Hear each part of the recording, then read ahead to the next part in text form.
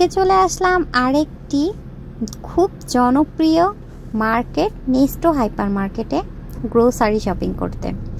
আমি সচরাচর শপিং করি লুলু হাইপার মার্কেটে, কিন্তু যখন অফার দেয় এবং টান টান অফার দেয় ঠিক সেই সময় আমি কিন্তু নেস্টো মার্কেটে চলে যাই।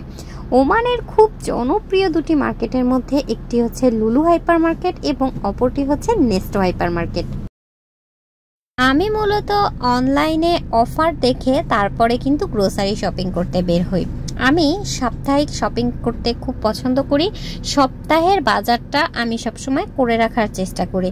যদি না পারি সেক্ষেত্রে আমি 15 দিন বা 20 দিনের বাজার একসাথে করে রাখতেই বেশি পছন্দ করি। যেহেতু আমার হাজব্যান্ড তালাবাতে জব করে, সেই উসিলায় আমি প্রায় সময় মাসকাবারি বা 15 দিনের শপিংটাই বেশি করি। কিন্তু তার সাথে সাথে সাপ্তাহিক যে শাকসবজির বাজার আছে, টুকটাক গ্রোসারি শপিং আছে, সেটা আমি অলওয়েজ হয় নেস্টো মার্কেট থেকে করি, না হয় লুলু মার্কেট থেকে করি।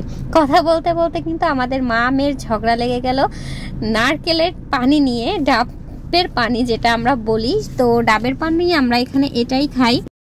আমি মূলত আজকে নেস্টোর থেকে যা যা আমার দরকার ছিল, প্রয়োজনীয় জিনিস এবং অফারের মধ্যে পেয়েছিলাম, সেই জিনিসগুলাই আমি নেস্টো থেকে নিয়ে নিলাম। এবং তারপরে আমি সবজি মার্কেট করতে, মানে সবজির যে বাজারটা, সে বাজার করতে আমরা চলে গিয়েছিলাম বাঙালি বাজার। ওমান সালালাতে খুবই জনপ্রিয় একটা বাজার বাঙালিদের জন্য বিশেষ করে, এবং টাটকা সবজির জন্য স্পেশালি এই বাজারটা খুবই জনপ্রিয়।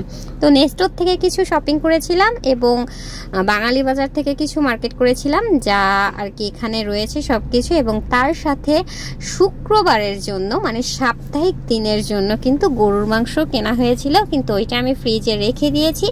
এরপরে কাজ দ্রুত সেরে সব দ্রুত গুছিয়ে আমি তাড়াতাড়ি করে কচুর মুখি দিয়ে চিংড়ি মাছ রান্না করেছিলাম। এটা আসলে পুরো ফুটেজ নেওয়া হয়নি, অনেক রাত হয়ে গিয়েছিল, এই জন্য আর পুরো ফুটেজ নেওয়া হয়নি। কিন্তু যদি তোমরা আমার এই কচুর মুখি দিয়ে চিংড়ি মাছ রান্নার রেসিপি চাও, তাহলে কিন্তু অবশ্যই আমাকে কমেন্ট বক্সে কমেন্ট করে জানাবে যে তোমরা এটা রেসিপি চাও।